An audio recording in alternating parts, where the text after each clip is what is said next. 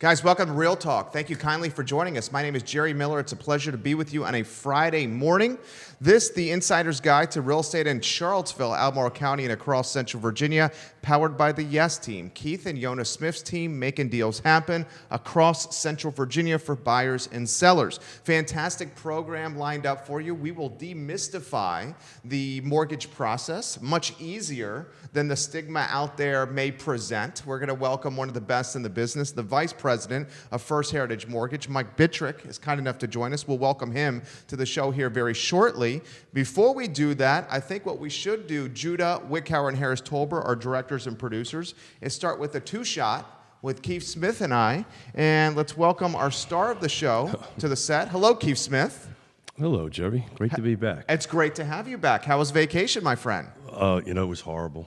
I knew you were going to say that. It was horrible. You don't have to be a jerk about it. 2 weeks outside, 2 weeks at the beach with a beautiful lady drinking rum, having a good time. You had to close a deal, right? On the beach. We closed 2 deals. Closed 2 deals. Good for you, man. Yeah. The life of an entrepreneur? Something like that and Wi-Fi. You know? Was it spotty? It was spotty. Yeah. I got to watch the show a couple of times, but I lost you in the thing. So thank you for covering for us while we were gone for those 3 Fridays. So we appreciate it. Well, it's a pleasure. I'm getting close to you. Very close and tan. Getting close. Great, 2 guys with great hair as well. Let's plug Hairsmith and Company. Yeah, I mean, all you got to do is look at it and know that that's how good she is. So, and actually going to have lunch with her this afternoon. So. On Market Street, guys, Hairsmith and Company, your choice. If you need a haircut in Charlottesville, Sarah Hill Buczynski says, hi, guys. Hey. Justine Montgomery, woohoo, Keith is back. There you go. Justine is very excited. Give it a like, give it a share. Well, let me tell you something. She's a rock star. So she's our client care coordinator. Okay. And, when we were out and about, I think we talked on Monday when we got back, and in previous years we would talk several times. I think I only spoken to her once. She just had it nailed down and took care of all our clients. Trained her well. Well, she's just that good. I like it. Sandy Fuel, welcome to the program. The automotive titan in Charlottesville and Central Virginia. Bellamy Brown, your boy is watching. There you go. Mary Blake of St. Anne's Belfield. John Wyatt of Keswick watching right now. Okay, I'm going to get out of the way, throw the show to you. You have welcomed an extraordinary guest, and Mike Bitrick to the program, Vice President of First Heritage Mortgage, Keith Smith. So I'm just excited to have Mike sitting across the table from me. Part of this, the premise of this show is to bring on what I refer to as rock stars in the industry. And Mike and I probably known each other longer than he wants to admit. But when you do this line of work and you help folks buy and sell houses, you need somebody on the other side that can make some magic happen, and Mike can surely do that. So I'm excited about the opportunity. I'm excited about him talking about what he does and simplifying this process for buyers, and I'm ready to rock and roll, bro. I love it. So we'll get out of the way, and Mike, your time to shine. Thank you for joining us. You're welcome. Good morning. Thanks for having me. It's a pleasure. We start with what we call the flip book, or the birth story of who you are. The man, the passions, the hobbies, the interests, what you love about Charlottesville, and then we will get into the professional brand. First, you as a human, you as a person. Talk to us, Mike Bitrick. I'm a Virginia native. I'm not from Charlottesville originally. I've been here since 1995. 2 kids, teenage daughters, Albemarle County schools. We love it here. I couldn't think of another place to raise my kids, and don't see myself ever leaving. As far as what we do, my passion, other than work, which I do a lot, is travel. I love to travel. Love to show my kids the world. Historical places, cool places, tropical places. We kind of do a little bit of everything. We kayak. So when I'm not here at work, either doing yard work, cooking, or spending time with my kids. I love it. Good family man right there. Yeah, but so this whole time work thing, and I've done this to you, this 5:30 in the morning, hey, Jerry, he's gotten more than 1 or 2 of those from me, so he's always on point. Well, with your job, I mean, and throw this to you here, a lot of times you guys come in and you're like the saving grace, the supermen, the rock stars in the process here. I mean, I talked to one of your colleagues on the show, Mike Buczynski. Mike's a great guy. Yeah, he's a great guy. And he says, when the phone rings, that's business calling. So in a lot of ways, and I'm not going to put it and quantify it like a doctor, an emergency room doctor, not like that, not that kind of demand. But at the same time, when the phone rings, you got to pick it up. Put that in perspective for us. Well, you do have to pick it up, especially in a tight market like we have right now. You're getting multiple offers on the same house. If I'm not getting back to my client quickly and getting them pre-qualification letters that their agent needs to submit an offer, someone else is going to submit an offer and they're going to lose that deal. So if it's Saturday and it's 2 o'clock and they need a letter, they get a letter. If I'm out with my kids and I'm doing something, I'll still answer the phone and I'll say, hey, go ahead and submit your offer. I'll have you a letter as soon as I get home. So, we work weekends, we work nights, we work mornings. We just work when we have to. I know the feeling. Talk to us and throw this out to all you guys. Tight market, he said. I want to hear tight market, your perspective, and then your perspective as well. I'm thinking it's inventory related here. But Correct. throw it to you, Keith. Yeah, we've been having this conversations as long as we've been doing the show. The market is tight. It's funny. I'm going to pivot a little bit. Okay. I personally live at Lake Monticello, have since 1987. That's where I did a good amount of my building and all that stuff. So, is my wife on?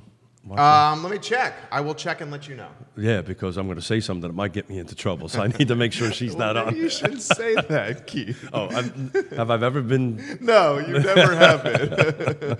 So we've been debating on buying a couple lots and doing some building again. Yeah, I know. I love it. I said I'd never do it, but anyway. You're an entrepreneur. Yeah. So before I went on vacation, I took a look at the lot inventory at the lake, and there's 4,500 lots. There was like 25 lots left, and there was a couple like at 12, 15 grand that you could buy. I came back and looked at it again, and all those lower end lots were eaten up. So that's telling me is there's builders and there's certain individuals that are starting to look out at that market because the market is so tight here in Charlottesville that, right, wrong, or indifferent, that's where the market is going. The market is tight, and as Mike articulated, in order to win the deal, win the day, you need to be Johnny on the spot, or, get it done. Jump in here, Mike. Thoughts? Agree. Supply demand, you hit the nail on the head. When you've got, more buyers that want the same house, then there's going to be a lack of inventory. We need more housing, and we need more housing that is what people want. So the builders are doing a very good job of trying to put inventory in the market for us. But right now, we still have more buyers than we have homes to buy. What's the sweet spot? You're seeing a lot of deals you're doing. Are you seeing that 275 to 4 1/4 range? That seems to be what I'm doing the most of this spring. Yeah. My average loan amount this year is around 375 so far. Last year, that was closer to 400. Interesting. So I'm seeing a little bit of, and maybe it's just luck or happenstance that it's a little bit lower than it was before. But that's telling me that I'm working with clients who are buying homes that are a little less expensive than the clients I was working with a year ago. That's interesting because we track our numbers pretty closely. We got a running 10-year spreadsheet, and actually we're up. I was going to say yours are higher, right? We're up, Yeah. yeah. Which is I'm surprised to hear that. And can I spitball with you guys? Maybe you're up because of your tenure and your brand recognition and the fact that you have been in the market for so long, so you're working perhaps with a more seasoned buyer and seller? Well, if you would say that about me, that's exactly the same as Mike. But with Mike, and I'm a spitball, and correct me if I'm wrong, I love learning from you guys. With Mike, he's servicing anyone that's potentially qualifiable, right? Correct. And most of my clientele comes from either past clients, Correct, who are referring to me, friends, family members, co-workers, a past client who's buying another house, realtors, builders, and financial planners that I've worked with for years. So a lot of it is, what's the segment of the market that particular agent is working with the most.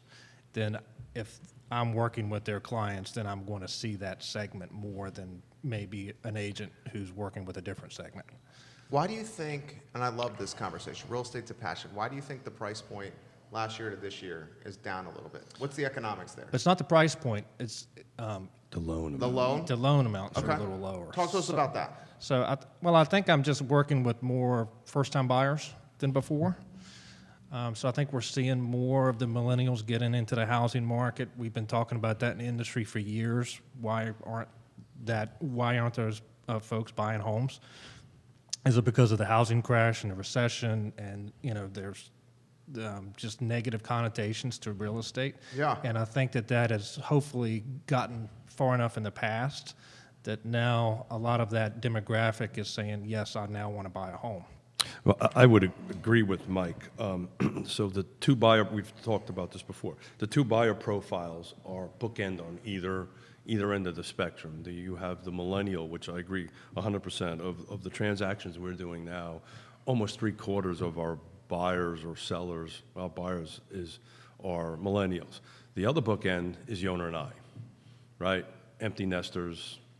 Downsizing, closer to urban areas. Daughter 1 is in Connecticut, daughter 2 is in Seattle, who just got engaged, by the way. I saw that. Thank you. She's pretty gal. Takes after her mother. Oh, nice. Really? Keys. Zing. Give me a few minutes. I'll come back. I've still got a little bit of sand and rum running between my ears, but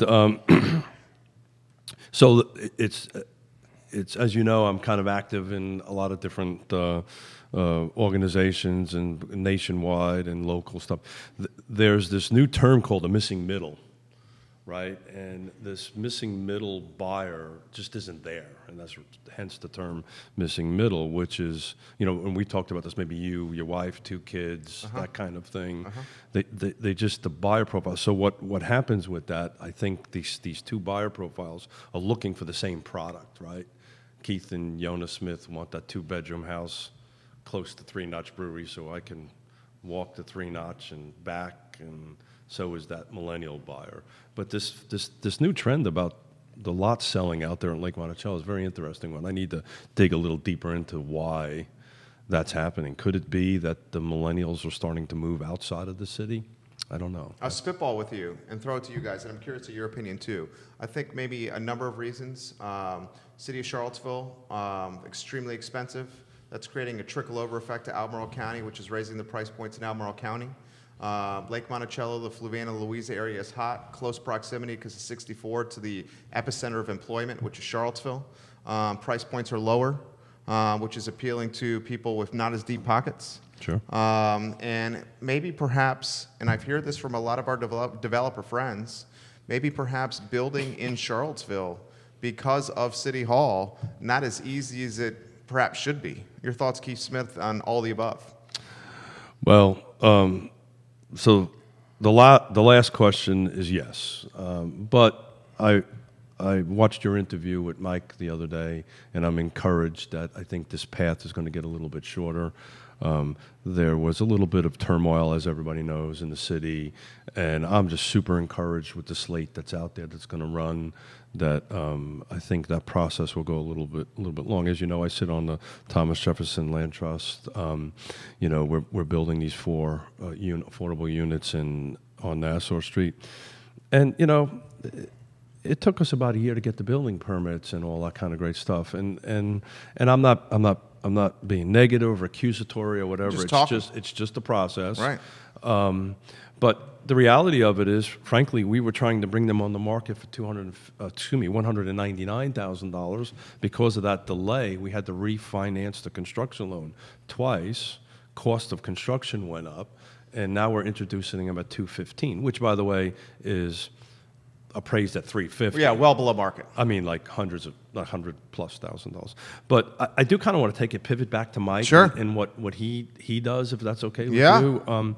So one of the things that we hear as agents, and then maybe we can ask Mike to speak a little bit about this, is a little bit about, he mentioned the pre-qual process, and there's a little mystification about that. And then,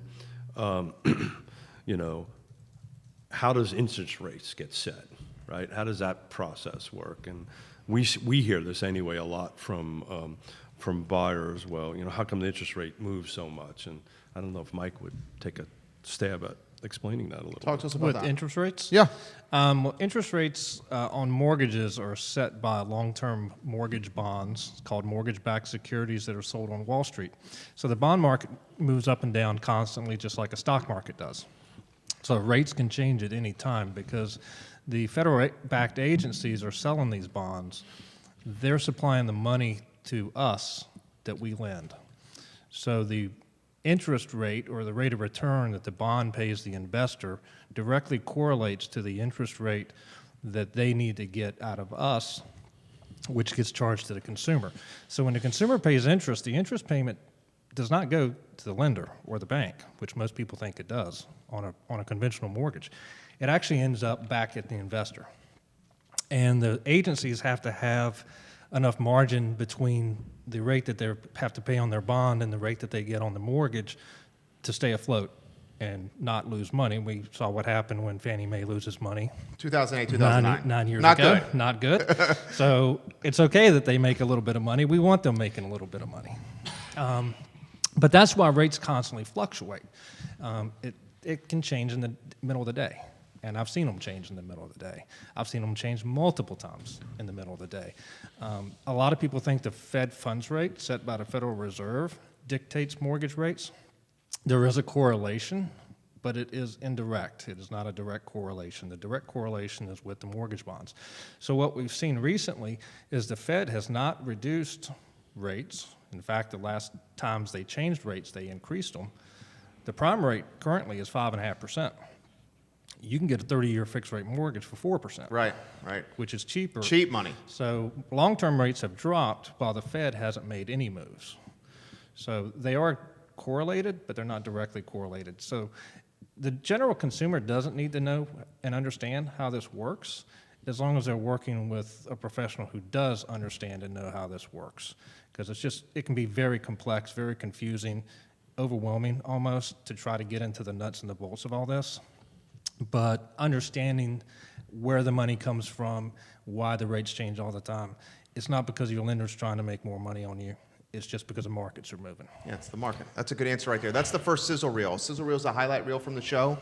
Started with Keith Smith's question to Mike and Mike's answer right there. I thought that was on point. Bill Tucker is watching right now. Hey, Bill, Tucker, how's it going, man? Tucker Griffin Barnes. Thank you for sponsoring, Bill. Yeah. Neil Williamson is watching Hey, right Neil. now. He Neil. actually put in the comment section a graphic for the missing middle Oh. that you were talking about right there. There you see the graphic. We appreciate that knowledge, Neil. Oh, he's a rock star. I mean, He's a rock star. And, you know, I love him on Twitter. we talk about this all the time, and someday we'll get him to sit across the table from us, but we just have to take a little bit more salesmanship to get him there. Why don't we give some props to Charlottesville Settlement Company? Sure. Charlottesville Settlement Company. Give us the nitty gritty right there on Charlottesville Settlement Company, Keith Smith. So much like Mike, the Charlottesville settlement is a get the job done. You know, if there's a problem, solve it. They never throw up their hands. You know, when we hit a brick wall, they're team players, and you know, any opportunity that one can get to use them, I can't speak highly enough for them. They've been doing, all our stuff for literally decades. And I'm just excited that they're sponsoring it, which means that they believe in us and what we're trying to do. I love it. Welcome to the show, Stephen Peters. Welcome to the show, Tiffany Smith, the owner of the Virginia Shop in Barracks Road. Hey, Tiffany, how's it going? Thank you for joining us, Allie Snyder, on the program. We appreciate it. Give it a like, give it a share. I tease Tiffany all the time. I tell that at some level I think we're related. She's fantastic. Isn't she? She's fantastic. She's also a rock star, a great entrepreneur. You've touched on this briefly. 30-year fixed, flirting with 4%. Correct. I mean, that is such cheap money. Yeah, considering in December, rates were around 5. Right. Put in perspective the difference between what 1 percentage point and how that can impact a monthly mortgage, and then also put in perspective the interest rates and how it's now's the time to buy a home more so than ever. Well, interest rates impact home affordability, if you think about it, because no matter, you pay the same price for your home. So that's part of your home affordability. The cost of a home is what you pay for it. But the cost of a home is also what you have to continue paying for it to Long keep term, it. right. Whether it's real estate tax, whether it's homeowner's insurance, whether it's... Electric. Correct. But part of that is your house payment. which is your mortgage. So when the rates go down and the prices haven't, your affordability index still goes up. The house is more affordable because you're paying less for the same amount of money every month. So a decent example would be a $375,000 mortgage loan in December versus a $375,000 mortgage loan today. Today would be anywhere from $165 to $180 cheaper every single month. For 30 years. For as long as you live there. Right. So Are you seeing folks, because of this lower interest rate, buying more expensive homes because of that? that's another thing that we see. That's another dynamic. So maybe they like that $450,000 house, but they didn't like the payment. It was just a little bit out of their comfort zone. And now all of a sudden that $200 a month difference in payment, now that's in their comfort zone. So, for folks that were looking at houses in the past and just felt it was too expensive, it's not going to be $1,000 difference for the same house, but it will be cheaper, and it may be worth another look. I love that answer. So my question to Mike and Keith's follow-up question all the way through that answer for the second sizzle reel, I thought that was really good information right there, Judah, if you can mark that down for us. What are you seeing? We're getting some questions here about the missing middle. I'm a millennial. I own in Redfields. 6 years in Redfields in December. 20% down, $378 purchase price, about a $1,900 and change monthly mortgage. Right in the wheelhouse. A lot of my friends, terrified of home ownership. Terrified because of maintenance. Terrified, what if we're not happy there? Millennials somewhat nomadic, not knowing where they're going to be a year from now, 2 years from now. How are we seeing the millennial mindset? You touched on this a little bit, changing. Because team member right here, Judah, just bought his first house. Throw it to you here. How is the millennial mindset changing? I look at a home as almost like a savings account. Something that if I need to, I can tap into. Something if I need to after 30 or 25, if you're paying faster, 20 or less, that you can capitalize, monetize when you sell. How are you seeing the millennial mindset change? That's a really broad question, so I don't know that I can speak for the whole demographic, but I think I can speak for the people that I'm working Your with. clients. My clients. One, rents have escalated significantly. Especially in Charlottesville. And especially in Charlottesville, anywhere close to Charlottesville. Secondly, with rates going down, you can buy and pay for your house in many cases cheaper than you're paying it for rent. You're creating your own equity by purchasing your home instead of creating someone else's equity. When you're paying rent, you're just paying someone else's mortgage. Why not pay your own? Because it is like a savings account. When you sell that house, you've reduced the balance of the loan that you owe. If you've lived in that house as a primary residence for over 2 years, any gain that you get on the sale is tax-free. So it's tax-free money. And then if you're selling the house, everything that you've paid down goes into your pocket.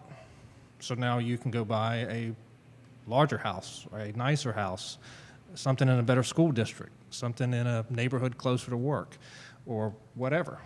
So from a financial planning standpoint, I'm not a financial planner, but me personally, I feel like that's a piece of the puzzle with creating your net worth. What do you think, Keith? Not too much to add to that. I was pretty good right there. yeah. About to say, I think maybe you should get a real estate license. So it's 100%. The current millennials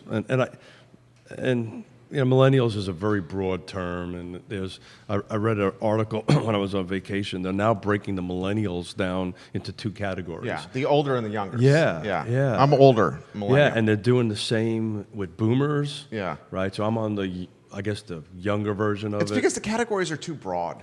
Yeah. So they now took something that had a bunch of categories and just made more categories on it. But the basic tenets, the basic principles that Michael talked about is correct. Our daughter, right, is a prime example. Both our daughters, actually. One's on the early side of the millennial, one's on the back end of the millennial. One was renting in New York City and got tired of paying the rent, and we helped them buy a house in Norwalk, Connecticut. The second arrived in Seattle on, what's today, Friday? On Wednesday. They like expensive markets, don't they? No kidding. and I got a. She was in her rental 24 hours, and I got a Realtor.com link from her for a $750,000 house in Seattle. Hey, what do you think, Dad? And I went, great. Good luck with that. What do you Call think, Mike. Dad? He'll help you. Good thing you're marrying a doctor. Good thing you married a doctor. There you go. That's right. Yeah. So they're starting to see the value. They're starting this whole mentality of building wealth through real estate is coming back, in my opinion, and a lot of it has to do with the tenant, the leases. The leases are just insane, and if I'm paying X dollars and I can buy a house for the same amount and the same payment and pay myself. One of the things that Yonna and I tell all our buyers at the closing table is, and maybe Mike can speak a little bit to this, we always encourage the buyers to make extra payments to principal over the course of time. It's amazing the impact it can have on the length of a mortgage, the life of a mortgage. Unbelievable, yeah. And, I usually tell if you make 2 full payments a year, and Mike may agree or disagree with this, it basically cuts it down to about an 18-year, or 30 to an 18-year mortgage. I don't know if that math is correct, but that's usually what You're making 2 a year extra? 2 full extra payments a year to principal. That's about right. Yeah. And when I have clients that ask me that question, Keith, I show them how to use an amortization table, which a lot of people don't even know what that means. Sure. But it actually breaks down how much of your payment is principal versus how much is interest every single month. And by just skipping to the next line on your table and making that additional interest payment, you've skipped a payment. Well, just by making, it depends on the size of the loan, but sometimes it's $200 a month. Just knocks one whole payment off your loan for the entire life of the loan. So you pay the most interest when the loan is new, because that's when your loan balance is the highest. Of course. Interest is based on simple daily interest, which is based on your loan balance. That's why you pay more at the beginning and less at the end, because the balance is smaller at the end.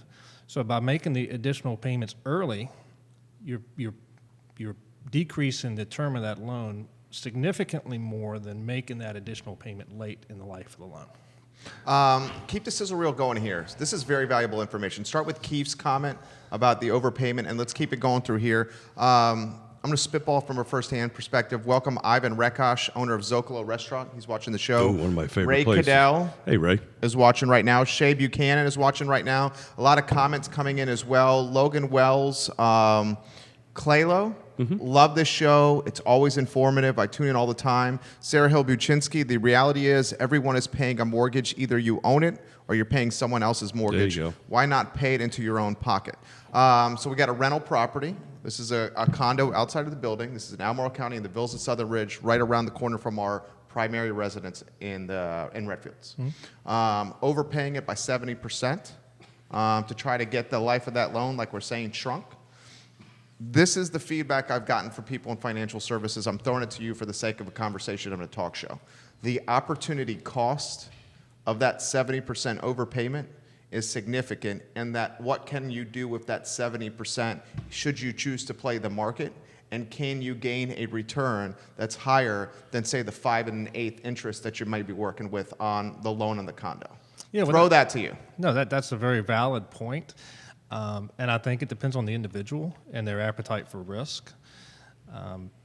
It also depends on their advisor, who knows more about their entire financial picture portfolio, sure, than I would. But my personal opinion, what I do as an individual is I do both. I diversify, because by paying down my mortgage, that's a known quantity. It's tangible. I know it's going down. If the market goes bad, I still owe less on my house. I'm also investing in the market because I'm an extremely aggressive investor. But I've taken the whole diversification that financial planners will advise you to do in a portfolio, but I've also spread it into reducing debt as well. So I'm doing it both ways. Now, part of that's probably because of my age. When I was younger, I was more aggressive in the markets. Sure. As I've aged, I've tried to diversify that a little bit That's why I'm doing it, because I'm real estate heavy. and decrease debt. Yeah. So, but I do think it depends on the person, what the opportunity cost, depends on their advisor. Me personally, I do a little bit of both. What are you thinking, Keith? This is great conversation right here. I'm thinking, I'm just sitting here listening and learning. This is great. You're a doing smart good. dude, baby. I told you. Yeah, smart dude. Jump in here. You know, I'm smart enough to bring smart people to the table. That's pretty much where my smarts end. I do want to go back to the amortization table and just talk about the benefit of bringing somebody of Mike's caliber to the table. So I just recently did a closing. Different lender. The buyer chose somebody else. And this explanation that Mike just gave to the amortization table, this other lender, frankly, it was an online lender, never had that conversation. And we were plowing through the closing and the closing docs and came to about 30 pages. And this particular buyer was a millennial, just freaked out, did not understand what an amortization table was, did not understand the whole process of it. So we had to stop the closing, slow things down, and explain, how this process works, and went through the hey, look, if you buy one less of these a day, Right. Latte factor. correct, you can cut this down to 18 years. And so, again, it's from my perspective, there's places for maybe online lenders and stuff like this, but there's in my opinion no replacement to pick up the phone and call Mike. And if we were going through this closing and Mike was on the other side, and if he wasn't at the table with us, I would have got him on the phone. And I would say, okay, Mike, we need to have a conversation here.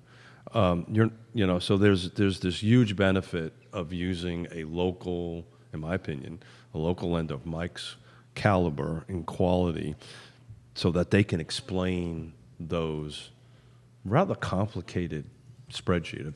You've seen enough of them. It's a scary he's going thing. through a closing right now. Yeah. Judah, I don't want to put you on the spot here. Have you seen amortization schedule in your closing docs here? He has not. Yeah. Yeah. So it's a lot of. Jump in here. It should be in the closing documents, but not everyone might provide them. And with me, I typically don't jump into that unless my borrower asks me specifically about prepayments, about how do I pay it off quicker. Because you're saying it's going to scare the how does what out of this work? someone. So if they ask, I show them. It's actually very simple. Right. Once you see it. It's a and table. Once it's explained to you, it's not that hard.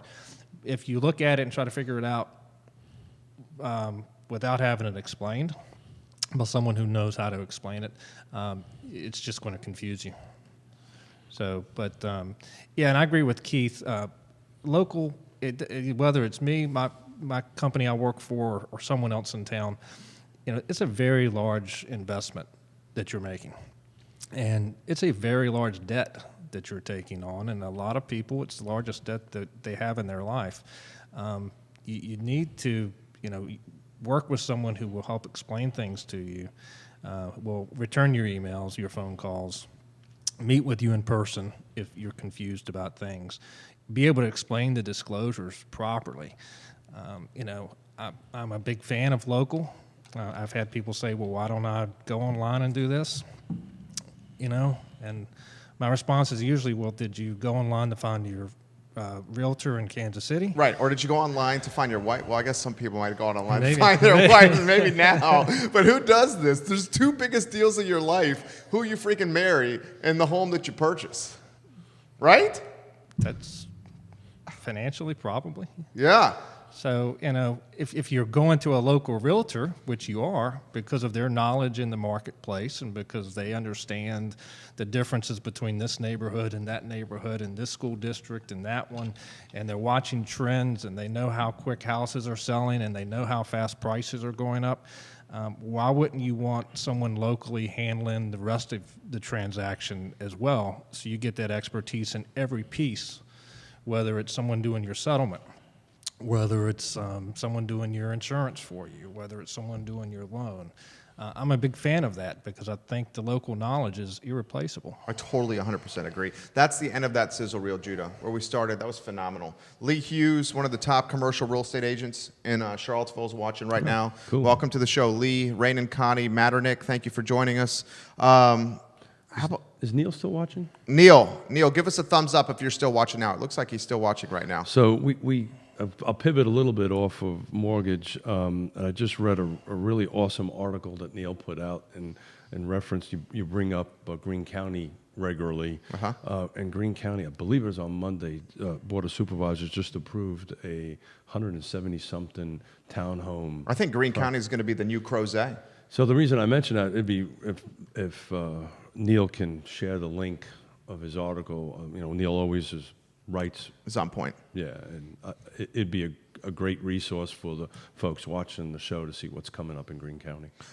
Where are you seeing a lot of the loans that you're putting out there? Which municipalities? Which niches in Central Virginia?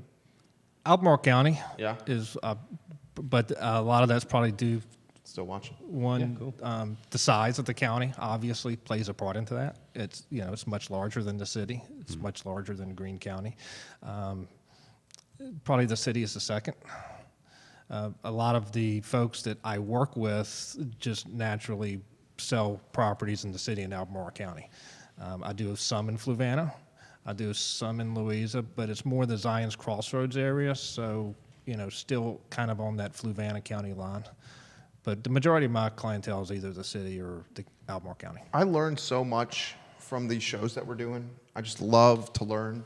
I'm curious from my curiosity here, as someone who loves real estate, why do some lenders specialize in residential like you do, First Heritage Mortgage, and I'm talking with Kelly Dye now. Okay, I went to college with Kelly. You know Kelly. Great guy. Yeah, great guy. Yep. He specializes in commercial and business lending. Can you compare and contrast the niches? Well, they're just totally opposite. Mortgage lending, as I mentioned earlier, is tied in with the federal-backed agencies. So HUD, Department of Housing, also known as FHA, Federal Housing Administration, Veterans Administration, U.S. Department of Agriculture has a lending arm. A lot of people don't know that. VHDA, Virginia Housing. And then you've got Fannie Mae, you've got Freddie Mac, and then you've got all kinds of other, programs like that different real estate investment trusts put out, or different capital markets groups put out, backed by investment houses. So a commercial loan is a loan given by the bank, but the bank's money. A mortgage loan is a loan given by the bank, but it's someone else's money. Understood. So there's a big difference in the dynamics and how it works. There's a difference in the regulatory aspect of it. We are extremely heavily regulated in residential, mainly because of people doing things they shouldn't have done in the past. Right. Some of it is because of the real estate crash of 2008. Commercial lending is not nearly as regulated, but they have different types of regulations. So I'm not saying it's easier. It's probably not. I'm assuming it's just as hard as what I do. But it's just a total different type of lending with totally different rules and regulations. It seems more of an upfront down payment is needed with commercial lending. Correct. And with residential lending, there are a variety of different programs that could potentially accommodate a buyer that doesn't have that 20%, where the commercial lenders are asking for 25% in your firstborn baby. Correct. So the difference is residential has some type of insurance in place that allows for the smaller down payment. You're talking about PMI. PMI on conventional loans, it's called MIP on FHA loans, but it's basically the same thing. It's just a government-funded program. USDA has a guarantee fee, they call it. VA also. VA has what's called a funding fee, but with the Veterans Administration, they will cover 22% of that loan with the Veterans Entitlement, is what it's called. So that's why the lender's really only on the hook for 78% of that balance. Matter of fact, when we get done with this, I got to talk to you about that. I've never used my VA certificate, so. Yeah, you should have. I know. Yes, dear. So I'll pivot a little bit from that, if it's okay. Yes, that's great. So one of the I think the places where Mike is a rock star, in particular, is new construction, right? And maybe this is a different show. Maybe the answer's a little bit longer than what we have time left. But there is a big difference between dealing with new construction as a lender and existing homes. The process is different, as you know. So I was just wondering if you could spend a minute to talk a little bit about the difference on that process versus that, or if that's something we want to set up another show for. I'm itching to know. Yeah, Let's okay. go a little bit longer Okay, here. I got love it. this. Sorry, Judah. We're going to go a little bit longer here. We're going to put a little pressure Judah's like freaking out about Judah's it. like, we got another damn show, you son of a... No, Doesn't matter. no. He's freaking out about Judah's emailing his amortization. Is that what you're thinking? Judah's such a good guy. Judah's 7 years we've been working together here. He's not even paying attention to this. I could just see him going like this. He's happy. I'm so proud of you, man. What you're making happen. I'm so proud of you. Jump in here. Well, to try to answer Keith's question, both whether it's new construction or whether it's buying a home that's already built, the basic process works the same, but it's a lot more to buy a new construction house. So when you're buying a house that's already built, you write your contract, you get your home inspection done, you have your lender going to work for you, and you're buying your house 30 days later. You submit your documents one time because they're valid for usually 90 days. You have your credit pulled one time because it's valid for 90 days. You have your appraisal done and the house is complete, and you don't have to worry about that. With new construction, you write your contract many times before the house is ever built. Right. Now your On a floor plan, on a plan. Correct. And your contract's going to stipulate that you have to have certain things done within a short period of time, because the builder doesn't want to customize that house with the options you've picked, like countertops and floors, color schemes, etc. If you can't buy that house, then they've got to sell the house you picked out to someone who may have other tastes. So it's important with new construction. I do a lot of it, and a lot of clients are like, well, we're not closing for 8 months. Why do I need to do all this? Well, it's because you did sign a contract, and if you read the terms of your contract, it says you're supposed to do all this, and you don't want to be in breach of your contract. So we have to do kind of a preliminary approval up front for those home buyers, and then we let the house get built. They usually have what's called a drywall meeting or a pre-drywall meeting. And that's my signal as a lender who does a lot of it that, okay, we're probably somewhere around 60 days away from having this house finished. So when I know they're having a drywall meeting, I know that I've got to make sure I've got all the price changes, because if they did upgrades on any of those options, the price went up. Most people don't realize they need to send that to me, but yes, it's very important that I get that. So I know to ask my client or their agent or their builder, depending on how the transaction is set up, to get me all the change orders. Only at that time do I typically get an appraisal done, because I don't know the price. How can I get a house appraised if we don't know what the price is? Right. Plus, if I'm doing an appraisal now and the house is closing in 9 months, The market market's changes. going to be different. It's a in 9 completely different months. market. So Yeah. my client has paid for a worthless appraisal. Right. The And that's point- $500 of their money. $400 to $450. Yeah. So if they're paying for it, part of the reason they're paying for that is so the lender can properly evaluate the property and their loan.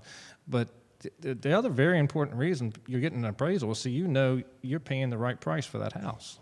So it is a consumer benefit to have an appraisal done. How about a scary situation, throw it to both you guys, when the appraisal checks in under what the agreed upon price was? It's rare on transactions I work with anyway.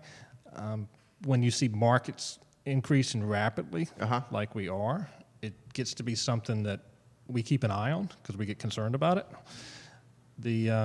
But then that's a negotiation. Yeah, Literally. The buyer has to go back to the seller. And the buyer can choose to still pay full price. So that's not just germane to new construction, by the way. So it happens in a resale environment. We just recently had that happen to us. We always write in our contracts that the appraisal must be for full contract price or greater. And it like Mike says, it's another series of negotiations. You need to go back and renegotiate. And I've seen that kill deals.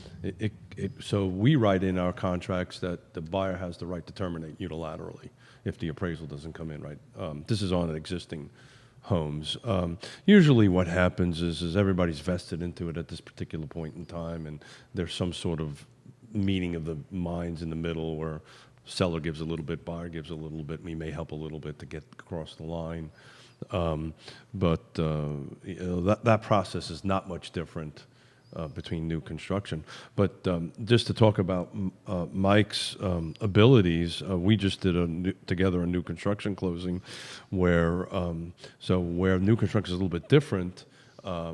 There's a CO required, a certificate of occupancy required. The existing home that's already there, right? So we just had a closing happen where the city, for whatever reason, was holding And up. he's watching right now. Yeah. He's got a message from Mike. He does. Yeah, should I relay it? Sure, of course. James Watson. Hey, James. Excuse me. Here's his message right here. James Watson says, I got to take Mike B out for a beer sometime. Thanks for working with us last year. Mike's always cool getting through, making things get done, and making the letting process much, much easier. You may have breathed a sigh of relief. Now, Yonna just tuned in. Oh. So she didn't hear the beginning of the show. Oh, no. Yonna, don't listen to the beginning of the show. Yes, you should. Shar, your colleague at Roy Wheeler, says, I love this show. Andre Xavier, the owner of Seville Hop-On Tours, is building new construction in Cascadia. And he has this comment: it was a crazy process to get approved for my new construction home. As a business owner and being self-employed, I was required to show a good amount of money ahead of time to even get the new construction loan to happen. And I believe it's Cascadia. Is that right, Andre? If you can give us a thumbs up there. Yeah, so and maybe Mike can speak to this about, and on some of our notes we have, I was going to ask, what loan products are out there, and you seeing any new loan products coming up? And I almost hate to bring up this term, but are you seeing no-doc loans starting to come back, or even the question of them? And the reason I bring that up is because of this particular gentleman. An independent contractor like himself or myself or yourself or independent business owner, we may not, our tax returns, because we have really good CPAs, may not look as to a certain thing where no-doc loans would help that. That was the original intention of it, and of course it got carried away. Are you seeing any of that come back, Mike? We're seeing a lot of product coming online over the last year or 2 years that wasn't there before. I'm not seeing any quote unquote no-doc loans, but we do have bank statement programs now. Yeah. So for the self-employed entrepreneur, we can, with certain loan programs, look at their bank statements and count the deposits as income. Plus, they got to have a certain credit score and so forth. It's credit score related, and you can pay a premium for that loan. It's a higher risk loan, so the interest rate's not going to be as low as the conventional loan. So I would refer that to more of a no-doc loan. It's similar. There's a way to get around tax returns that may show a loss because of business losses, but the personal income, depending on how they're structured, like an S corporation, everything will flow through personally. Yeah. Or if you got learning here. This is a great question. Or if you got loss carryovers from previous years, it makes your income look screwy. I wouldn't know nothing about that. Yeah. So that's an option for that person to be able to get into a home where otherwise they wouldn't. And there's just a lot of loan programs out there. And it's probably too many to even go into. Sure. But if someone's looking to buy a house and they think they can't because they don't have enough money down, they're probably wrong. There are no money down programs available. They do have income restrictions. It's called low to moderate. If you make too much money, you can't get them. Right. They're supposed to be reserved to help lower income families get into affordable housing. Is it tied to AMI, area median income, or is it tied to national income? Some of them are tied to AMI. Okay. And some of them are just set by the agency. So the USDA will have a different income limit for the Charlottesville metropolitan area, which is Charlottesville, Albemarle, Greene, Fluvanna, Nelson. Okay. Greene. Did you say green? I did say green. Yeah, I'm sorry. So not Central Virginia in totality. Those Correct. municipalities. Okay. So they break it down by what's called an MSA, or Metropolitan Statistical Area. So their income limit's going to be different than VHDA. Got it. Interesting. VHDA is going to be different than Fannie Mae's Home Ready program, or Home Possible is Freddie Mac, which is a 3% down program but you can't be over a certain AMI to get into those loans. The VHDA has a grant program. It's also income restricted, but they're giving home buyers anywhere from 2 to 2.5% of their down payment. So if you got 3% down payment, you're getting a grant for 2. There are no strings attached. It never gets paid back. It's just state money that's being allotted to help first-time home buyers. A lot of people don't know about that. So that's That's why I brought it up. Yeah. That's the reason you want to sit in front of. Yeah. That's a great knowledge right But there. it's just way too much information for someone to go online and know what. There's a lot of misinformation online as well. So, that's why, if people ask my opinion, my answer is always going to be talk to a lender. And talk to someone who knows about all these local And who's in the things local market. that are out there. Yeah. So, a lot of your online lenders can't do a VHD loan. They don't even know the grants available. Gary Callahan, welcome to the program. Brittany Moore, who's on the Sasha Farmer team, is watching right now. Hello, Hey, Brittany. Andre Xavier, the owner of Seaville Hop on Tour, says, yes, in Cascadia, yes, new construction. We had an FHA loan for our home in Cascadia. Thank you for that knowledge. I want to throw this to you.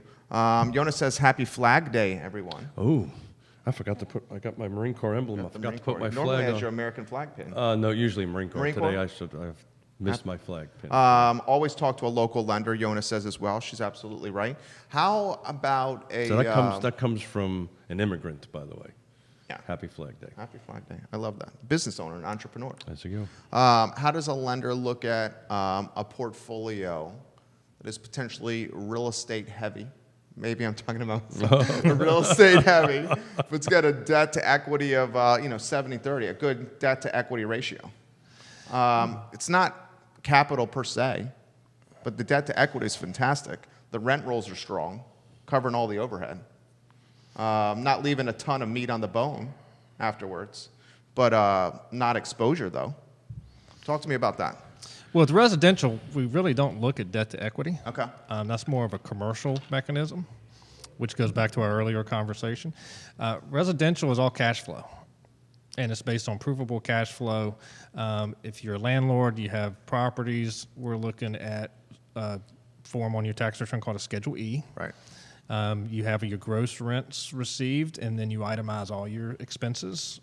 And whatever your bottom line is So gross your rents mean nothing in residential. You want Correct. net. You want a net Okay. because you've got to figure out how much money are you really Right. pulling in. The meat on the bone. Now you can add back, funny money like depreciation.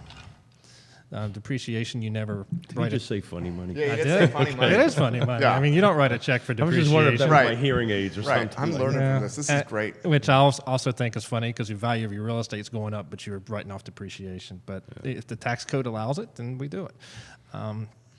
But for residential, we don't look at the debt to equity. It's the debt to income. But I think what you're asking is it time for me to sell or time for me to continue to hold? Oh, I hold. This is long term. This is Yeah. something I'm going to pass to my son. Got it. What I'm want to do, and my wife's watching right now, and she does not want to hear this, is I want to buy more. Yeah. And I want to leverage Sure. the portfolio to buy more. That's what I'm talking to Kelly about. Okay. And she's terrified by that. The entrepreneur in me, Sure. you get it. Yeah. Yeah. I mean, opportunity I see. Yeah, sure. Where she sees, we got a kid. Yeah, vision is a beautiful thing and sometimes a scary thing. Right. And That's how we manage risk. That's exactly right. But It's been a phenomenal show. yeah, so I'm always been a believer in owning real estate, obviously, and so I think you're on the right track.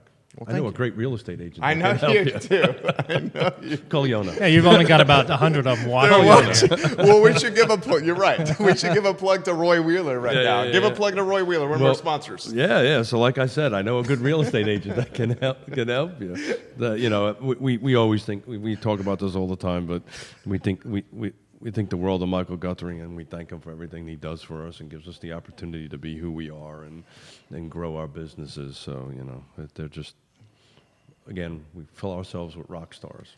So I love it. Why don't we, we filled an hour. It's felt like 10 minutes. Why don't we throw the final word to Mike and to you and to First Heritage Mortgage and how anyone can connect with you. First of all, First Heritage is a great organization. I've been lending for 24 years in mortgage, and is by far the best place I've ever worked. It makes my job easier, which means my client, my consumer, is having a better experience. We're a small company. I think that's the reason why, because we can change things quickly. We can get answers quickly. My boss is the president of the company. One phone call, I get a yes or a no. It doesn't always have to be a yes, but I want an answer. Larger organizations, that does not occur. So as a lender who's, really in charge of my own business, I have to be able to rely on where I'm working or I lose that business. I've got a great team. Whit Douglas, Lindsay Witt, Mike Buczynski, Troy Lane are all great mortgage loan officers. They're not part of my team. They're in the same office I'm in. We opened the Charlottesville office 6 years ago. Me and Witt were the first 2 loan officers there. I remember. And you guys did some work for us. We did. Which was great. We've gotten a lot of momentum quickly. We ended up number 1 market share our 3rd year in the market, and we've held it ever since. It's amazing. Sizzle reel that, please, Judah Wickower. Keith Smith, your final word, sir. Man, I'm just glad to be sitting back in this chair with you and doing this good stuff, man. So It's fun. Looking forward to it. Looking forward to next Friday with Preview. We're gonna bring in Mike Payne, and we're gonna talk a little bit about affordable housing and different programs and a lot of stuff that I'm particularly passionate about, and boards and commissions I sit on, and see what we can do to move that needle forward and make this a better place to live. Michael Payne, guys, first in the Democratic primary, ties to Habitat for Humanity, a huge proponent. In fact, the majority of his platform is on affordable housing in the city of Charlottesville, clearly a favorite to win a spot on city council on November 5th. He will join us on Real Talk a week from today at 10:15 on the I Love Seville Network. I'm going to straight up say this, and it's no knock on any other show we've done. It's just we've getting better with age, like a fine wine.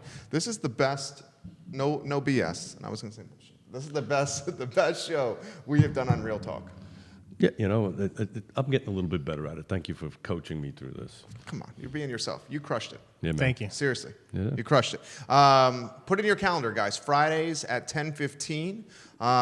Real Talk is Central Virginia, Charlottesville, and Albemarle County's insider's guide to real estate buying and selling transactions. If you want knowledge, if you want to get educated, empowered, this is the show for you. He welcomes Keith Smith experts, as he calls them, rock stars in the industry, and we spitball in kind of like a barbershop setting for an hour, for 45 minutes to an hour, and just talk about trends, market knowledge, and what you need to know to get the knowledge to make arguably the most important transaction you will make in your lifetime outside of who you marry.